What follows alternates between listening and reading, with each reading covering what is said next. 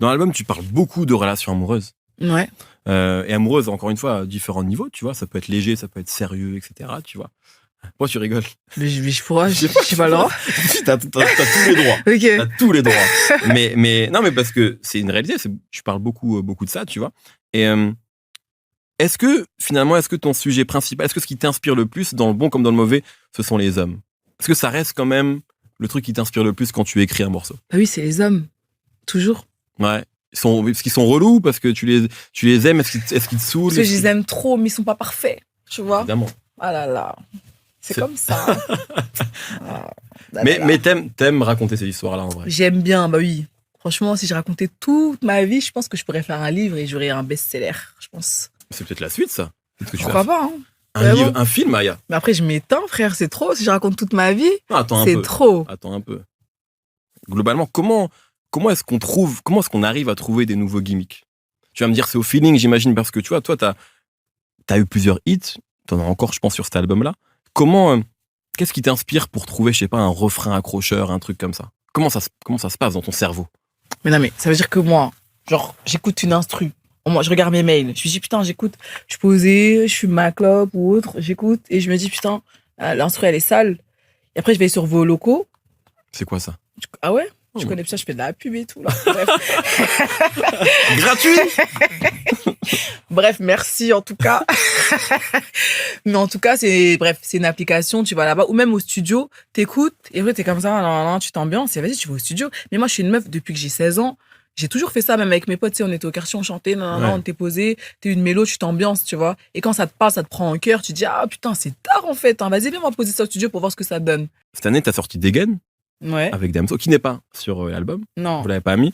Mais gros hit, gros morceau, bête de clip.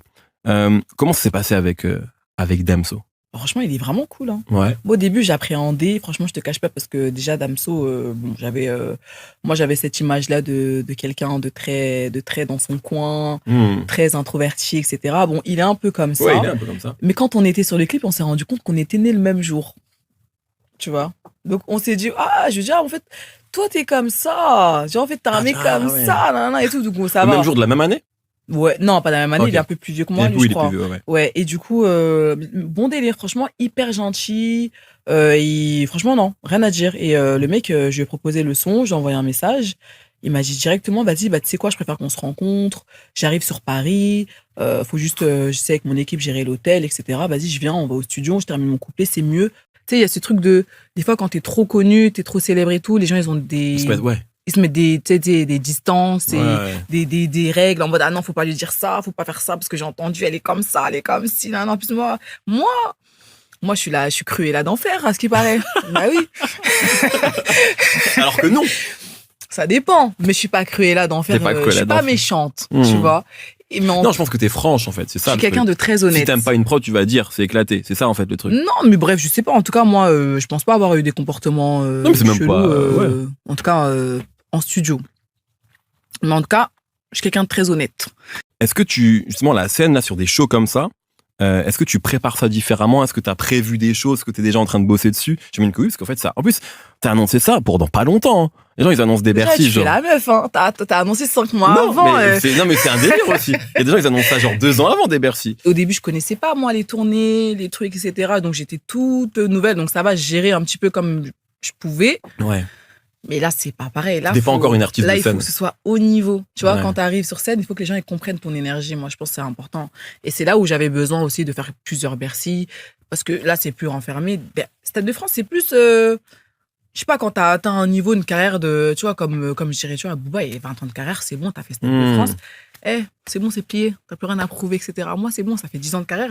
Bon, c'est pas si loin, c'est bon, tu vois. Ouais. Mais quand même, j'ai encore plein de trucs à prouver et je pense que niveau scène, j'ai pas tout montré. Ça veut dire que là où t'habites, est-ce que tu vas faire tes courses genre normal? Genre, mais bien sûr. Aya, elle va à Leclerc, genre. Ouais. C'est sûr, je vais à Leclerc, je dois aller à la pharmacie pour aller acheter le lait là de ma fille, frère. Ouais. Voilà, je fais la queue et tout. Aya fait la queue à la pharmacie. Non, mais bon, voilà. Non, mais c'est la vraie vie en fait. C'est la vraie vie. Et heureusement même. T'imagines, t'avais que le côté star et tout. Les gens comme ça, je les plains, les pauvres. Ouais, c'est important pour toi de pas être déconnecté en fait, genre de pas être dans dans une vie, tu vois, où tu t'es plus en prise avec la réalité des vrais gens, en fait. Tu vois. Bah ouais, surtout que même, je sais pas, moi je pourrais dire un truc tout bête, mais moi on m'a dit, ouais, putain, pour les impôts, pourquoi tu quittes pas la France, Ouais. etc.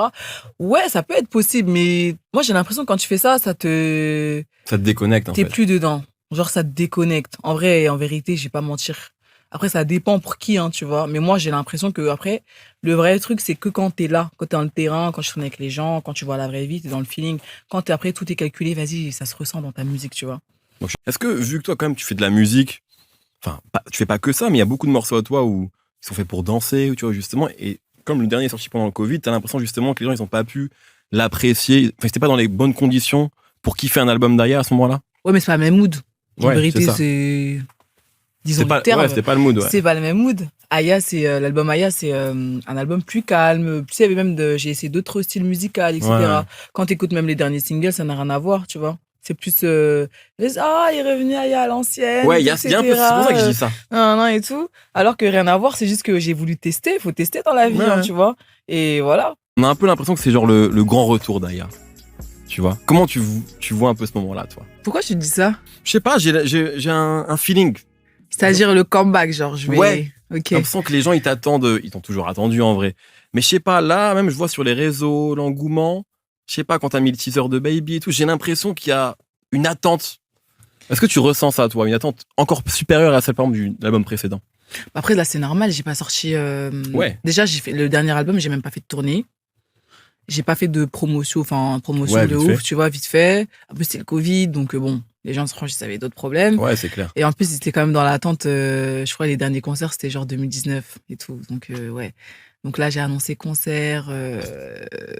J'ai annoncé concert Ouais, concert et album, en fait. et album Enfin, en même ouais. temps. Et vas-y, tu vois. Donc là, je pense qu'ils se sont dit, ah ouais, enfin, tu vois.